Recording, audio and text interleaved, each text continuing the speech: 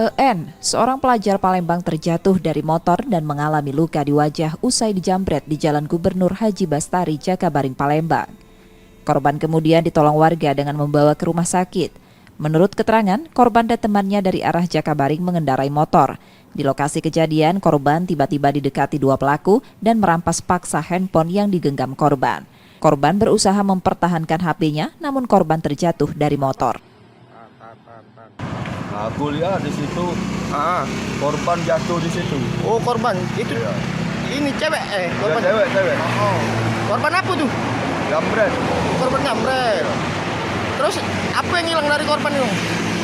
Dia ni ngambil HP, tapi tak sempat HP itu kan jatuh ke bawah. Oh.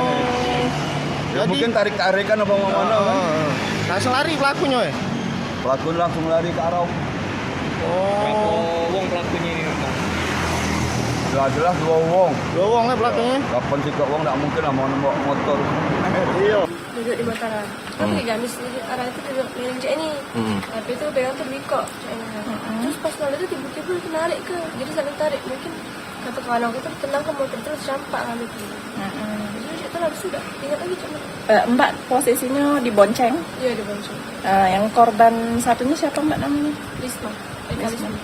Mengalami luka apa Mbak? Kalau ya bocor semua. Luka-luka bareng terus kupingnya tuh keluar darah terus itu. Keluarga korban sudah membuat laporan ke Polrestabes Palembang. Yudi Kiswanto, Kompas TV, Palembang, Sumatera Selatan.